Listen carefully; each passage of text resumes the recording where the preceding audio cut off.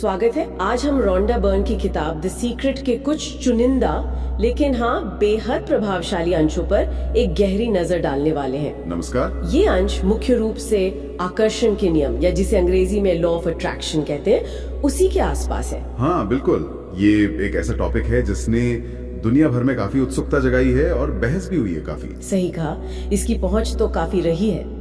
और इन अंशों का जो सेंट्रल आइडिया है वो सुनने में तो बहुत सिंपल लगता है, पर है उतना ही गहरा। क्या है वो आइडिया? कि हम जिस चीज के बारे में सबसे ज्यादा लगातार सोचते हैं वही हमारी जिंदगी की हकीकत बन जाती है। अच्छा।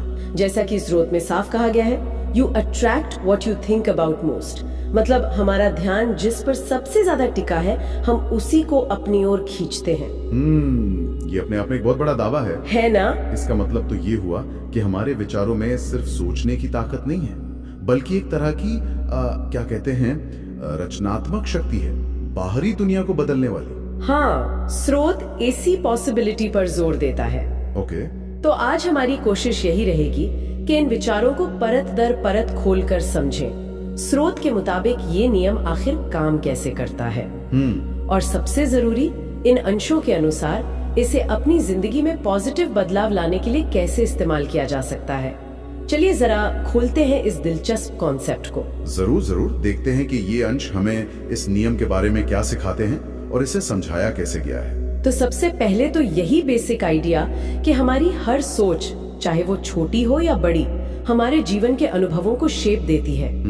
स्रोत एक मिसाल देता है कि अगर कोई व्यक्ति लगातार पैसों की कमी के बारे में सोचे, अपनी तंगी पर फोकस करे, तो ब्रह्मांड उसे और ज्यादा कमी का ही अनुभव कराता है। ये सुनने में थोड़ा चौंकाने वाला लग सकता है। हाँ बिल्कुल, ऐसा लगता है जैसे हमारी सोच एक मैग्नेट की तरह काम कर रही है। एग्जैक्टली। हाँ, और इन अंशों की जो व्याख्या है उसके अनुसार विचार सिर्फ मेंटल एक्टिविटीज नहीं है, वो एक तरह की ऊर्जा है, एक फ्रीक्वेंसी, वाइब्रेशन कह सकते हैं। ऊर्जा, फ्रीक्वेंसी। अच्छा। हाँ। तो जैसे नकारात्मक विचार, मान लीजिए मेरे पास काफी नहीं है या मैं ये नहीं कर सकता, ये एक खास तरह की नेगेटिव एनर्जी यूनिवर्स में भेजते हैं। और ये थ्योरी कहती है कि यूनिवर्स फिर उसी तरह की नेगेटिव सिचुएशंस और अनुभवों से रिस्पॉन्ड करता है। तो जैसा भेजेंगे वैसा ही वापस आएगा। बिल्कुल, ये लाइक अट्रैक्ट्स लाइक वाला सिद्धांत है। मतलब समान समान को आकर्षित करता है। स्रोत में यही बताया गया है।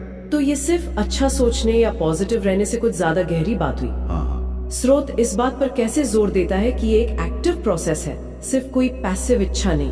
बिल्कुल, स्रोत इसे सिर्फ आशावादी होने तक ही नहीं रखता, ये इसे एक एक्टिव लगातार चलने वाली प्रक्रिया के तौर पर दिखाता है। अच्छा। जरूरी सिर्फ ये नहीं है कि आप क्या सोचते हैं, बल्कि ये भी है कि आप उन विचारों को कितनी शिद्दत से और कितनी लगातार महसूस करते हैं। महसूस करना भी जरूरी है। हाँ, पॉजिटिव विचार जैसे मैं काबिल हूँ, मेरे पास बहुत कुछ है, एक पॉजिटिव एनर्जी भेजते हैं। और स्रोत का दावा है कि अगर कोई इस पॉजिटिव सोच और फीलिंग को बनाए रखता है, भले ही उसकी बाहरी परिस्थितियां उस वक्त वैसी ना हो, तो धीरे धीरे उसकी असलियत उसी पॉजिटिव दिशा में बदलने लगती है। वाह। ये चेतना और बाहरी दुनिया के बीच एक डायरेक्ट, लगभग एक रिएक्शन जैसा कनेक्शन सुझाता है, जैसे हम जानबूझकर अपनी एनर्जी का लेवल चुन रहे हो और उसे मेंटेन कर रहे हो। अगर विचार वाकई इतने पावरफुल है जैसा ये अंश बता रहे हैं, तो फिर सवाल उठता है कि कोई इस पावर का इस्तेमाल अपनी मनचाही चीजें पाने के लिए करे कैसे? सही सवाल है। यहीं पर वो 3 मशहूर स्टेप्स आते हैं जिनका जिक्र स्रोत में है। मांगो, आस्क, विश्वास रखो, बिलीव, और स्वीकार करो, रिसीव। हाँ, ये 3 कदम। चलिए पहला कदम मांगो से शुरू करते हैं। हाँ। इसका ठीक ठीक मतलब क्या है? क्या ये बस मन में कुछ चाहने जैसा है? नहीं, मांगो कदम के बारे में स्रोत कहता है कि ये क्लैरिटी के बारे में है, स्पष्टता। क्लैरिटी? हाँ, ये सिर्फ एक धुंधली सी इच्छा या तमन्ना नहीं है। इन अंशों के हिसाब से आपको यूनिवर्स को बिल्कुल साफ साफ बताना होगा कि आप क्या चाहते हैं। अच्छा, बिल्कुल साफ। हाँ, एक निश्चित फोकस्ड इरादा बताना है। जैसे सिर्फ ये कहना कि मैं खुश रहना चाहती हूँ शायद काफी ना हो। क्यों? क्योंकि खुशी का मतलब तो हर किसी के लिए अलग हो सकता है ना? स्रोत का सुझाव है कि ज्यादा स्पेसिफिक होना होगा। आप कैसी खुशी चाहते हैं, कैसी जिंदगी चाहते हैं। आपकी इच्छा जितनी ज्यादा डिफाइंड और क्लियर होगी, उतना ही असरदार ये स्टेप होगा। अस्पष्टता यहाँ काम नहीं करती, ऐसा स्रोत का मानना है। तो एक तरह से यूनिवर्स को अपना स्पेसिफिक ऑर्डर देना हुआ। हाँ हाँ, बिल्कुल वैसा ही समझ लीजिए। ठीक है, तो क्लैरिटी से मांगना पहला कदम हुआ। मान लीजिए हमने स्पष्ट रूप से मांग लिया, लेकिन अब आता है दूसरा कदम, विश्वास रखो। बिलीफ। यहीं पर शायद सबसे ज्यादा चुनौती आती है, खासकर जब बाहर के हालात हमारी मांग के बिल्कुल उल्टे दिख रहे हों। सही कहा। अगर किसी को नौकरी चाहिए और उसे लगातार रिजेक्शन मिल रहे हैं, तो वो अटूट विश्वास कैसे बनाए रखे? स्रोत तो यहाँ तक कहता है कि जरा सा भी शक या डर नहीं पालना है। शक तो रिजल्ट को रोकता है। हाँ, ये वाकई इस पूरी प्रक्रिया का सबसे मुश्किल हिस्सा हो सकता है, और स्रोत भी ये मानता है। अच्छा, वो मानते हैं ये मुश्किल है। यहीं पर दिमागी अनुशासन और कमिटमेंट की बात आती है। इन अंशों के मुताबिक विश्वास सिर्फ एक उम्मीद या आशा नहीं है। तो फिर क्या है? ये एक गहरी अटूट आस्था है कि जो आपने मांगा है वो या तो आपको मिल चुका है या पक्का आपके रास्ते में है। मतलब ऐसे जीना जैसे मिल ही गया हो। हाँ बिल्कुल, उस चीज के आने की 100% गारंटी महसूस करना, भले ही आंखों से वो अभी दिख ना रही हो। और शक, डर। शक या डर को स्रोत एक उल्टा सिग्नल या नेगेटिव एनर्जी मानता है। यहाँ एक जरूरी बात समझनी है, स्रोत के हिसाब से शक सिर्फ एक नेगेटिव फीलिंग नहीं है। अच्छा। बल्कि ये यूनिवर्स को भेजा गया एक उल्टा ऑर्डर है, जो आपकी ओरिजिनल मांग को कमजोर या कैंसिल भी कर सकता है। बाप रे, तो ये सिर्फ उम्मीद करना नहीं, बल्कि एक तरह का जानना है, पूरी निश्चितता के साथ महसूस करना, भले ही सबूत ना हो। हाँ, स्रोत का तर्क यही है, ये उस नतीजे के सच होने की फीलिंग को अभी इसी वक्त महसूस करने के बारे में है। कोई उदाहरण है इसका? स्रोत शायद ऐसा उदाहरण दे सकता है, जैसे आप ऑनलाइन कुछ ऑर्डर करते हैं तो आप मानकर चलते हैं कि वो डिलीवर होगा। आप बार बार चिंता नहीं करते कि आएगा या नहीं, है ना? हाँ। आप बस उसके आने का इंतजार करते हैं। हाँ, वो तो है। बस इसी तरह का अटूट विश्वास यहाँ चाहिए। इसे एक एक्टिव मानसिक अवस्था के तौर पर दिखाया गया है, जिसे लगातार बनाए रखना जरूरी है, बाहरी हालात चाहे जो हो। आसान नहीं है ये। बिल्कुल नहीं, और स्रोत भी मानता है कि इसमें प्रैक्टिस लगती है। इस अटूट विश्वास को बनाए रखने और इसे हकीकत में बदलने की चाबी स्रोत के हिसाब से शायद तीसरे कदम, स्वीकार करो, यानी रिसीव में है। तीसरा कदम? इसमें कहा गया है कि हमें ऐसा महसूस करना है जैसे वो चीज पहले से ही हमारे पास है। कृतज्ञता मतलब ग्रेटिट्यूड और खुशी के साथ जीना है। ये कैसे काम करता है? क्या ये सिर्फ एक्टिंग है जब तक कि वो चीज मिल ना जाए? नहीं नहीं, स्रोत इसे एक्टिंग से कहीं ज्यादा गहरा बताता है। तो फिर क्या है? ये फ्रीक्वेंसी या एनर्जी के लेवल को जानबूझकर बदलने के बारे में है। अच्छा, फिर से वो फ्रीक्वेंसी वाली बात। हाँ, जब कोई व्यक्ति ग्रेटिट्यूड और खुशी महसूस करता है उन चीजों के लिए जो उसके पास पहले से हैं, और उस चीज के लिए भी जो उसने मांगी है, ऐसे जैसे वो मिल ही चुकी हो, तो स्रोत के अनुसार वो व्यक्ति एक हाई पॉजिटिव एनर्जी लेवल पर वाइब्रेट कर रहा होता है। ओके। सिद्धांत ये है कि यूनिवर्स फिर उसी पॉजिटिव एनर्जी लेवल की चीजें, लोग और हालात उसकी तरफ भेजता है। ये फिर से वही लाइक अट्रैक्ट्स लाइक का सिद्धांत है। समझी। इसलिए ये सिर्फ चाहने या एक्टिंग करने के बारे में नहीं है, बल्कि उस चीज के मिलने की असली फीलिंग में जीने के बारे में है। तो ग्रेटिट्यूड महसूस करना, खुश महसूस करना, ये यूनिवर्स को सबसे पावरफुल सिग्नल भेजते हैं। हाँ, स्रोत के अनुसार ये सबसे शक्तिशाली पॉजिटिव संकेत है। ये आपकी एनर्जी को आपकी इच्छा की एनर्जी से मैच कराने जैसा है। तो अगर मैं इसे ठीक से समझ रही हूँ, मांगना मतलब क्लियर इरादा सेट करना, विश्वास रखना मतलब शक को दूर करके पॉजिटिव एनर्जी बनाए रखना, और स्वीकार करना खासकर ग्रेटिट्यूड से उस चीज के साथ हमारी एनर्जी को मिलाना जैसे वो पहले ही हमारी हो। आपने इसे बहुत अच्छे से समराइज किया है। स्रोत इन्हीं 3 कदमों के सीक्वेंस और उनके आपसी तालमेल पर बहुत जोर देता है। एक के बिना दूसरा अधूरा है, ऐसा इन अंशों का मानना है। अपनी सोच और भावनाओं को लगातार पॉजिटिव बनाए रखना सुनने में तो अच्छा लगता है, पर ये लगातार करना मुश्किल हो सकता है। हाँ बिल्कुल। शायद इसीलिए स्रोत में रोजाना कुछ पॉजिटिव वाक्य दोहराने का सुझाव दिया गया है, जिन्हें एफर्मेशंस या सकारात्मक पुष्टि कहते हैं। हाँ, एफर्मेशंस। जैसे मैं खुश हूँ, मैं स्वस्थ हूँ, मैं समृद्ध हूँ, या जो मैं चाहती हूँ वो मेरी ओर आ रहा है। क्या स्रोत बताता है कि ये सिर्फ खुद को बहलाने या रटने से ज्यादा कैसे काम करते हैं? देखिए, स्रोत के नजरिए से ये सिर्फ खोखले शब्द दोहराना या खुद को बहलाना नहीं है। अच्छा। इन एफर्मेशंस का मकसद कहीं ज्यादा गहरा बताया गया है। इनका मेन काम है अवचेतन मन, मतलब सबकॉन्शियस माइंड को इम्प्रेस करना और धीरे धीरे उसे रीप्रोग्राम करना। सबकॉन्शियस माइंड को? हाँ, हम अक्सर नेगेटिव या लिमिटिंग बिलीफ्स के साथ जीते हैं, है ना?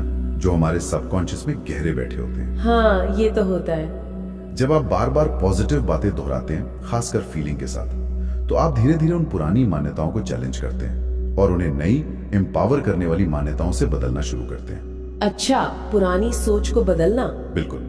इन विचारों को बार बार दोहराने से वो विश्वास वाला एलिमेंट मजबूत होता है और इस थ्योरी के अनुसार लॉ ऑफ अट्रैक्शन ज्यादा असरदार तरीके से एक्टिवेट होता है। तो ये अपनी फ्रीक्वेंसी को जानबूझकर पॉजिटिविटी पर सेट करने जैसा हुआ। हाँ बिल्कुल, जैसे हम रेडियो को किसी खास स्टेशन पर ट्यून करते हैं ताकि साफ आवाज आए, वैसे। तो ये अपने दिमाग की पुरानी प्रोग्रामिंग को बदलने का एक कॉन्शियस और लगातार किया जाने वाला एफर्ट है, एक तरह की मेंटल एक्सरसाइज।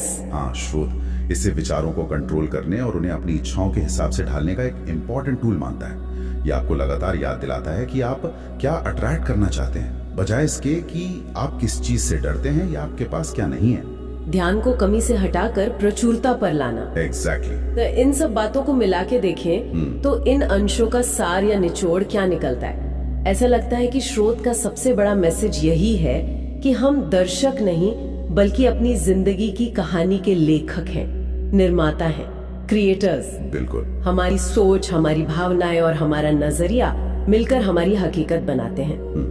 ये एक बहुत बड़ी जिम्मेदारी भी लगती है। बिल्कुल लगती है। ये पर्सनल पावर और जिम्मेदारी पर बहुत ज्यादा जोर देता है। ये पूरी तरह से इस आइडिया पर बेस्ड है कि हमारी बाहरी दुनिया हमारी अंदरूनी दुनिया का आईना है, रिफ्लेक्शन है। अंदरूनी दुनिया का आईना। हाँ, यानी बाहर की दुनिया में जो कुछ भी हो रहा है उससे कहीं ज्यादा मायने हमारी अंदरूनी दुनिया रखती है, हमारे खास विचार और भावनाएं। अगर आपकी जिंदगी में कुछ ऐसा है जो आपको पसंद नहीं है, तो स्रोत का तर्क है कि उसे बदलने की शक्ति बाहर के हालातों में नहीं है। तो कहाँ है? शक्ति आपके अपने विचारों और भावनाओं को बदलने में है। स्रोत बहुत क्लियरली कहता है कि अब नेगेटिविटी में फंसे रहने के बजाय पॉजिटिव वाइब्रेशन पे फोकस करने का टाइम आ गया है। हाँ। और फिर ये पावरफुल, ऑलमोस्ट जादुई सी लगने वाली लाइन आती है, यूनिवर्स सुन रहा है, बस मांगो, विश्वास रखो और पाने के लिए तैयार हो जाओ। ये सुनने में बहुत सिंपल और लुभावना लगता है। हाँ, इसकी जो प्रेजेंटेशन है उसमें एक ड्रामा और सिंप्लिसिटी है जो इसे बहुत पॉपुलर बनाती है। ये पोटेंशियली जटिल साइकोलॉजिकल या स्पिरिचुअल प्रिंसिपल्स को 3 आसान करने लायक स्टेप्स में समेट देता है। बेशक अगर क्रिटिकली देखें तो इस पर कई सवाल उठ सकते हैं कि ये कितना लिटरल काम करता है या क्या ये सिचुएशंस की कॉम्प्लेक्सिटी को अनदेखा करता है। हाँ, वो सवाल तो है। लेकिन अगर हम सिर्फ स्रोत के मैसेज पर ध्यान दें तो वो साफ है, आपकी मानसिक और भावनात्मक स्थिति आपकी वास्तविकता तय करती है।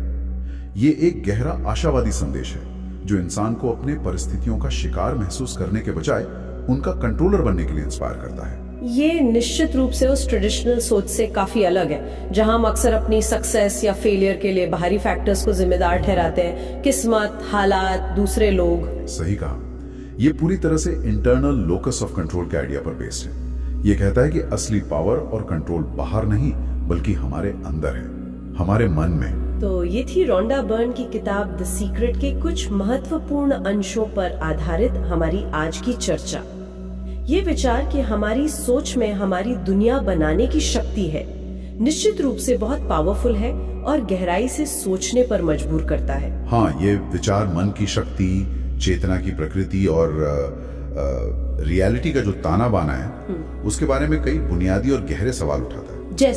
जैसे क्या हमारे विचार वाकई फिजिकल रियलिटी को इस तरह सीधे प्रभावित कर सकते हैं जैसा स्रोत दावा करता है? अगर हाँ, तो इसकी लिमिट्स क्या हैं? और अगर नहीं भी तो क्या इस तरह सोचने के कोई और फायदे हो सकते हैं? ये हमें कम से कम अपनी मेंटल हैबिट्स पर, हम दिन भर किस तरह के विचारों और भावनाओं में रहते हैं और उनके हमारे जीवन पर पड़ने वाले असर पर ज्यादा ध्यान देने के लिए तो जरूर प्रेरित करता है। और शायद चाहे कोई इस लॉ ऑफ अट्रैक्शन को बिल्कुल सच माने या न माने, पॉजिटिव सोच, क्लियर गोल सेटिंग और ग्रेटिट्यूड जैसी चीजों पर फोकस करने के अपने आप में कुछ साइकोलॉजिकल फायदे तो हो ही सकते हैं। निश्चित रूप से।